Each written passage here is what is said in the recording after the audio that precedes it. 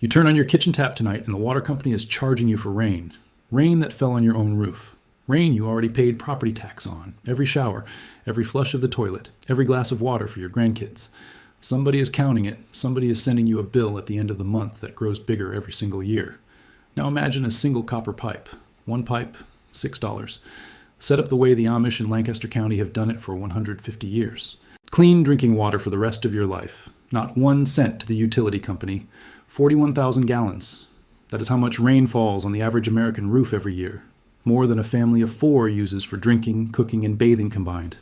And right now, you are watching every drop run down a gutter into a storm drain while paying the city for that same water. It sounds impossible.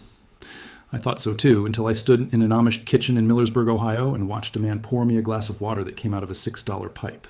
No pump motor, no electric hum, no filter cartridges sitting under the sink, just a clean stream of cold water flowing into a porcelain basin like it had been doing since before my grandfather was born. I have spent the last 11 years documenting how Amish families build water systems, and I dug into a 2017 court case from Fillmore County, Minnesota, where state regulators tried to force 23 Amish families off their own land. There's one specific detail about that copper pipe that no homesteading book has ever printed. This works in the house you're sitting in right now, built in 1962, built in 1978. It doesn't matter if it has a roof and a downspout. You're already 80% of the way there. The Amish figured this out long ago when the Schwartz and Trower Amish first settled the rolling country around Holmes County, Ohio in the 1880s. They did not have access to municipal water. They did not want it. They built their homesteads around a simple principle. Water comes from the sky. The sky is free. The job is just to catch it, store it, and move it through your house using gravity instead of pumps. The copper pipe is at the heart of the system. A $6 length of 3/4-inch copper pipe is the conductor that takes water from a roofed cistern, runs it through a sand and charcoal filtration column, and delivers it by gravity to a kitchen tap. There is no electricity involved. There is no pressure tank. There is no pump that can fail in a power outage. There's just water moving downhill through metal that has been used for plumbing since the Roman Empire. I sat down with an Amish man named Eli Hostetler 2 summers ago. He showed me a cistern holding 1,200 gallons of rainwater off a barn roof. A copper line ran from a tap on the bottom of that cistern down through a barrel filled with washed silica sand and crushed hardwood charcoal, and that line ran into his kitchen. He pulled me a glass of water. It was the cleanest, coldest, sweetest water I have tasted since I was a boy on my grandmother's farm in Pennsylvania. He told me the system cost him under $200 to build, the copper pipe alone, $6 and change, and it had been delivering water to his family for 22 years without a single repair. But here is where the story turns. Once you start looking into why the rest of us do not do this, you find something that will make you angry. The Environmental Protection Agency has spent the last 40 years quietly tightening regulations around what counts as an approved drinking water system in the United States. In 1986, an amendment to the Safe Drinking Water Act introduced what became the foundation for treating any home water system that did not connect to a municipal utility as a public health risk. Not because the water was unsafe. The water coming off Amish roofs and through Amish copper pipes tested cleaner than what comes out of most city taps. The risk, according to the regulators, was that the agency could not monitor it. They could not bill for it. They could not control it. By the early 2000s, county health departments across the country began enforcing new septic and gray water rules that effectively made it illegal to live in a house without being hooked into either a municipal system or a fully permitted private well with a state-approved pump. In 2013, Fillmore County, Minnesota, passed a local ordinance requiring almost every home in the county to install a modern septic system, even for gray water. 23. Schwartz and Trower Amish families were targeted. The Minnesota Pollution Control Agency threatened them with criminal charges, civil fines, and even forced removal from their homes if they did not comply. The Amish families did not have running water in the modern sense. Their water came through a single line, either pumped by hand or delivered by gravity from an outside cistern. Their disposal method was a mulch basin filled with hardwood chips, the same kind of system used in over a dozen states, the same kind of system that imitates exactly how soil naturally filters water. The county said no. The state agency hired an expert witness who claimed the mulch basins would clog. The case went to court. Now, think about what was actually being argued here. The Amish were not refusing to dispose of water safely. They were using a method that had worked for 150 years, that had never contaminated a single well, that had never made anyone sick. The state's objection was not really about safety. It was about control. It was about the principle that the government, not the homeowner, decides how water moves through your house. That ruling matters because it tells you everything about why your water bill keeps going up. The regulatory system in this country has been designed decade after decade. to make sure that water's something you rent from somebody else. It is not supposed to be something you own. It is not supposed to be something that falls on your roof and serves your family for free. Therefore, the cheapest, simplest, most reliable system on the planet, the one the Amish use every single day, has been quietly pushed out of the conversation. But the regulations did not change physics. The copper pipe still works, the roof still catches rain, gravity still pulls water downhill. And once you understand that, you start to see how much of what you're paying for is paperwork and not water. Most older homes in this country, the ones built before 1980, already have something the Amish would recognize as the start of a complete water-independent system. You have a roof, you have gutters, you have a basement or a crawl space, you probably have a downspout that runs straight into your foundation drainage. You are about 90% of the way to a working rainwater system, and you do not even know it. Here is what you do this weekend. Take one downspout, just one to start, and cut it about 4 feet above the ground. Install what is called a first flush diverter, a piece of vertical PVC pipe with a ball float inside that catches the first 2 or 3 gallons of dirty roof runoff and dumps it onto the lawn. Everything that comes after that first flush is clean rainwater because the first 2 gallons washed all the dust and bird droppings off your shingles. This piece costs about $30 at any farm supply store. From the diverter, run that water into a food-grade barrel. A 5-gallon blue plastic barrel from a soda syrup distributor runs about $25 used. Put a brass spigot at the bottom. That is your tap. Now, here is where the $6 copper pipe comes in for an existing home. Take a 3-foot length of 3/4-inch copper pipe. You want type L, not type M. Type L has a thicker wall, roughly 28 thousandths of an inch on a 1/2-inch pipe versus about 25 thousandths for type M. Over 20 years of sitting in a barrel of slightly acidic rainwater, that extra 3 thousandths is the difference between a pipe that outlives you and a pipe that pinholes in your grandchildren's hands. Drill about 200 small holes with an 8mm drill bit. Wrap that pipe in food-grade carbon felt, which costs about $12 a roll. Drop that copper pipe down into a second barrel filled with about 2/3 washed silica sand on the bottom and 1/3 hardwood charcoal on top. The bottom end of the pipe should sit exactly 2 1/4 inches above the floor of the barrel.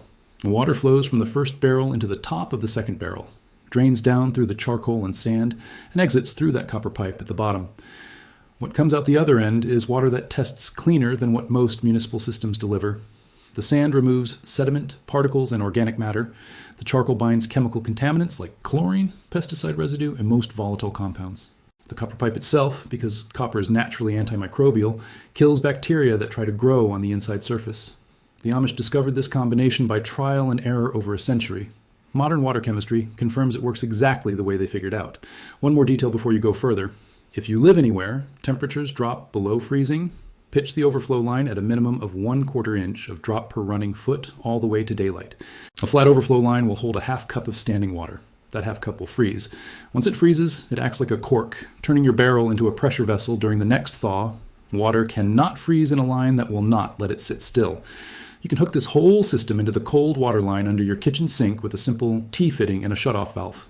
Total cost runs between $100 and $170, depending on what you already have lying around. You do not need a contractor. The legal landscape around rainwater capture is real, but for 46 of the 50 states, you are completely free to do this tomorrow as long as you're not selling the water. The Amish never lobbied. They never protested. They just kept building cisterns and drinking their own rain. I built one of these for my brother-in-law in West Virginia 3 winters ago. He has not bought a gallon of bottled water since. His municipal bill dropped from about $95 a month to $38 a month because he stopped using city water for everything except the toilet and dishwasher. Over the course of a year, that one weekend project saved him about $680. Over 10 years, that is almost $7,000 staying in his pocket instead of going to the water utility. The reason this matters is not just the money. It is what happens when the power goes out, when a pipe breaks at the city plant, when a hurricane knocks out service for 2 weeks. Your neighbors are standing in line at a fire station with empty milk jugs. You're turning on a tap in your own kitchen and pulling clean, cold water like it is a regular Tuesday afternoon. Independence is not built in a crisis. Independence is built on a quiet weekend in October when nobody's watching. There is a piece of this story I have not told yet because the copper pipe, the cistern, the sand, and charcoal that make the system reliable and cheap has a refinement. Something I only found digging into the actual court testimony from that 2017 Minnesota case. What I found is not in any homesteading book. Karen Johnson Weiner, a researcher from the State University of New York, documented how this Amish community handles water. She described something called the second pipe, an additional copper element that almost no outsider has ever seen because the Amish do not advertise it. Most people who try to copy an Amish water system put one copper pipe in the filter column. The Amish put two. The second one is buried vertically in the ground beside the cistern about 4 feet deep. It is not connected to anything. It just sits there. Anthropologists and visitors assumed it was a grounding rod or utility marker. It is neither. The second copper pipe is what the Amish elders call the cooling stone. Soil at 4 feet of depth in the eastern United States stays at a constant 52 to 56 degrees Fahrenheit year-round. Copper conducts thermal energy roughly 400 times higher than soil itself. By burying a copper pipe vertically beside the cistern and connecting it to the cistern wall with a strip of copper flashing, the Amish create a free passive geothermal cooling system. That constant temperature stops bacterial growth, as pathogens need warmth above 60 degrees to multiply, and reduces evaporation inside the cistern, which keeps water tasting better and lasting longer. This is how the Amish store water for generations, using a $6 copper pipe, doing the job of an electric refrigerator without electricity. You can do this in your own backyard this weekend. Take a 4-foot length of 3/4-inch copper pipe, type L, not type M, cap one end with a copper cap, and silver solder it shut.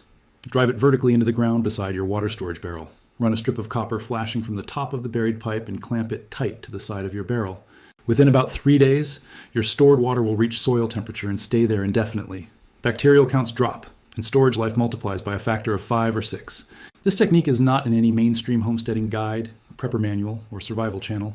The only documentation I found was in that 2017 court record, almost as a footnote describing how Schwartz and Trower Amish in Fillmore County kept water safe through Minnesota summers without modern technology. That is the secret. Not the cistern, not the charcoal, not even the main copper filter pipe. The thing that makes the whole system bulletproof, letting a single Amish family supply itself with clean, cold drinking water for an entire generation off one farm roof, is a piece of copper buried in the dirt that costs less than a meal at a fast food restaurant. Regulators who effectively outlawed this for the rest of us never bothered to ask why it worked. They just decided you should not be allowed to do it. Look at the math, one last time. The average American household pays roughly $73 a month for municipal water. $73 a month, $876 a year, roughly $17,500 over the next 20 years for water that falls on your roof for free. What was lost was not a technology. We lost the right to drink the water that falls on the roof we paid for. We lost the right to use a $6 piece of copper pipe to do the work a $6,000 municipal hookup pretends only it can do. We lost the knowledge that our grandparents and their grandparents used to take for granted before someone figured out how to put a meter on the rain. If you believe that real knowledge has been quietly pushed aside to protect somebody else's profit margin, you already know what to do next. Walk out to your driveway tomorrow morning. Look up at the gutter on the corner of your house. Imagine 40,000 gallons a year flowing through a copper pipe in your basement. Then go to the hardware store and buy the pipe. The only thing standing between you and water independence for the rest of your life is $6 at the hardware store and one quiet Saturday afternoon. The Amish have known that for 150 years. Now you do, too. Go take it back.